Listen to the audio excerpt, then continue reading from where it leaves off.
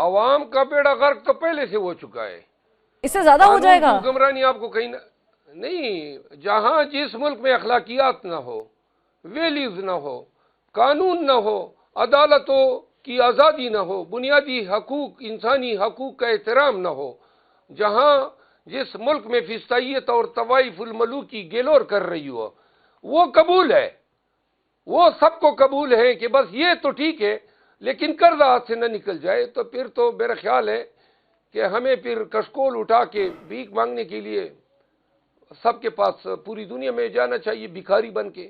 قرضہ ضروری ہے، باقی سب کچھ غیر ضروری ہے۔ جس ملک میں بنیادی حقوق نہ ہو وہ ڈیفالٹ کر جائے یا نہ کر جائے کوئی معنی ہی نہیں رکھتا ہے۔ یہ اگر ملک ڈیفالٹ کر گیا مروت صاحب، تو اس ملک میں آپ بھی رہتے ہیں، آپ کی بھی سیاست ہے، آپ کی بھی وکالت یہاں پر ہے، میرا بھی گزر بسر اسی ملک میں ہے۔ اگر یہ ملک ڈیفالٹ کر گیا تو ہم کہاں سے کہاں چلے جائیں گے، آپ کو اس چیز کا اندازہ ہے؟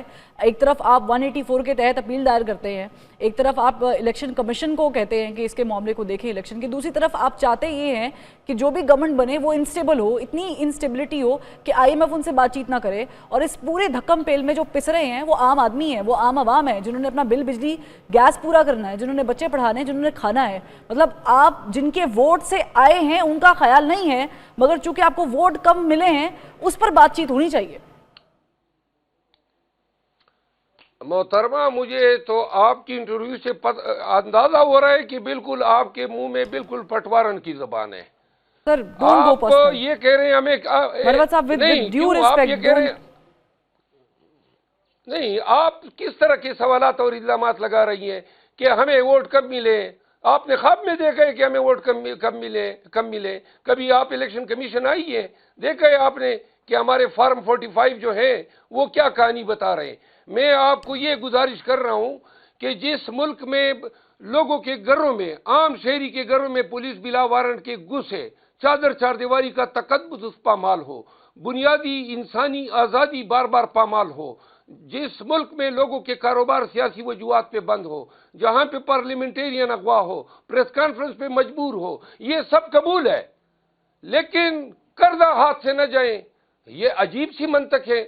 جو ہمیں خودداری چاہیے، ہمیں سیلف اسٹیم چاہیے، اور ہم نے یہ تو نہیں کہا ہے کہ ملک کو ڈیفالٹ کریں، اتنا سا مطالبہ رکھا ہے کہ بے شک قرضہ دے، لیکن اس سے پہلے الیکشن آڈٹ کرے۔ اگر کوئی کہتا ہے کہ وہ مینڈیٹ چور نہیں ہے تو ان کو اس پہ اعتراض ہی نہیں ہونا چاہیے۔ سمپل سی بات ہے، آپ اس کو ڈیفالٹ سمجھ رہی ہیں۔ ڈیفالٹ تو تب ہوگا کہ جو لوگ یہ نہیں چاہتے ہیں کہ ملک میں قانون کی حکمرانی ہو یا مینڈیٹ کی آڈٹ نہ ہو، آڈٹ کر لیں، بے شک IMF کر لیں، جس پہ ریفرنیل یا جس طریقہ کار سے کرتے ہیں کر لیں، دودھ کا دودھ اور پانی کا پانی سب کے سامنے آ جائے گا۔ ٹھیک ہے مروت صاحب، میرے سوالات بہت زیادہ ہیں، لیکن اس سے پہلے میں آپ کو تھوڑی سی، اور اپنے دیکھنے والوں کو بھی، ہم پروگرام کرتے ہیں، ٹی وی پہ بیٹھتے ہیں، آپ لوگوں سے بات چیت کرتے ہیں تاکہ آپ کا موقف عام آدمی تک پہنچ سکے۔ آپ نے درست کہا، زبردستی پریس کانفرنسز نہیں کرانی چاہیے، زبردستی سیاست نہیں چھڑوانی چاہیے۔ آپ ایک مذمت کراتے ہیں پھر سیاست سے باہر کر دیتے ہیں، یہ نہیں ہونا چاہیے۔ سیاست میں انٹرفیرنس بھی نہیں ہونی چاہیے، مل بیٹھ کے حالات کو بہتر کرنا چاہیے، مگر ایک لائیو ٹیلی ویژن پر بیٹھ کے آپ مجھے یہ کہہ رہے ہیں کہ میں پٹوارن ہوں، یہ انتہائی ناقابل قبول ہے۔ مطلب ایکچولی پروٹیسٹ کہ جس طرح آپ نے مجھے بولا ہے اور آپ نے الزام لگایا ہے، میرا کام ہے سوال کرنا، میں نے آپ سے سوال کیا، اگر آپ کو سوال پسند نہیں ہے تو اس کو آپ کسی اور طریقے سے ہینڈل کر سکتے ہیں، مگر پرسنل جانا، معذرت کے ساتھ، یہ بہت خراب حرکت تھی جو آپ نے بھی اس وقت کی ہے نیشنل ٹیلی ویژن پہ۔ لیکن بہرحال مروت صاحب، میں I will not go to سر، میں with due sir I will not go to that length۔ آپ نے کہہ دیا، ہو گیا۔ میرا سوال آپ سے یہ ہے کہ اب چونکہ آپ اپوزیشن میں جا رہے ہیں، ایک منٹ سر میں سوال کر لوں، سر سوال تو کر سکتی ہوں نا، سوال میرا بنیادی حق ہے۔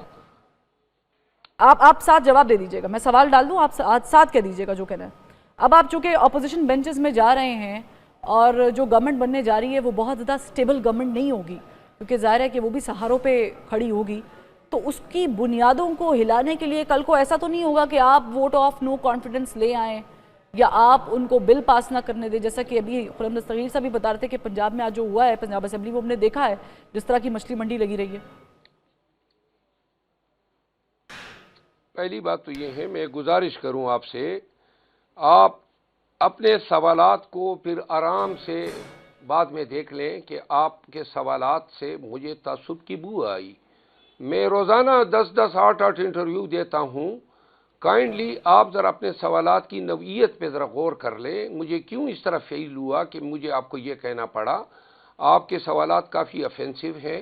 نمبر 1، آپ کو یہ حق نہیں ہے کہ آپ سوال جس انداز میں کرنا چاہیں کر سکتی ہیں. اگر آپ جس انداز میں سوال کریں گی پھر جواب دینا جس انداز میں، وہ میرا حق ہے. لہذا خاتون ہے، میں احترام کرتا ہوں، لیکن ہمیشہ سے ہماری یہ کوشش ہوتی ہے، ہم آلریڈی پسی ہوئے لوگ ہیں، ظلم اور جبر کے شکاری ہیں، اوپر سے آپ ہمارا مذاق بھی اڑا رہی ہے، تو یہ تو گوارا نہیں ہو سکتا ہے. جہاں تک آپ کا سوال ہے جو آپ نے ابھی کیا، ہم کسی بھی پازیٹیو لیجسلیشن کی تائید کریں گے. پاکستانیوں کی قانون سازی ان کے فائدے کے لیے یہ بنیادی ہمارا کام ہے. اس پہ ہم کوئی رکاوٹ حکومت کو نہیں ڈالیں گے، لیکن جہاں پہ یہ وسائل کا استعمال کریں گے تو ایک ایک نوالہ جو ہیں وہ قوم کو حساب دیں گے. اس پہ ہم ان کو مجبور کریں گے. عدم اعتماد کی بات اس وقت دیکھی جائے گی جب ہمارے نشست ہمیں واپس ہو جاتی ہے. ٹھیک. اچھا مجھے یہ بتائیں کہ آپ لوگوں کا پلان کیا ہے؟ اب بیرسٹر علی ظفر اگر اس کی باغ دوڑ سنبھالتے ہیں تو کیا کوئی اسٹریٹجی میں بھی چینج آئے گا؟ اسٹریٹجی تو ہمیں خان صاحب بھی دیں گے اور دیتے رہے ہیں. البتہ بہت سے معاملات پہ چیئرمین کی ذاتی جو ان کی گٹس ہوتی ہے، ان کی صلاحیت ہوتی ہے، وہ بڑا میٹر کرتی ہے.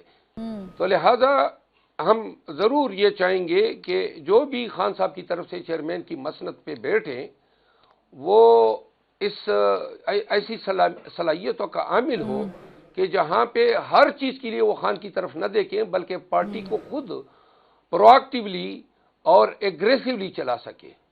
ٹھیک، بہت شکریہ شیر افضل مروت صاحب، آپ نے وقت نکالا.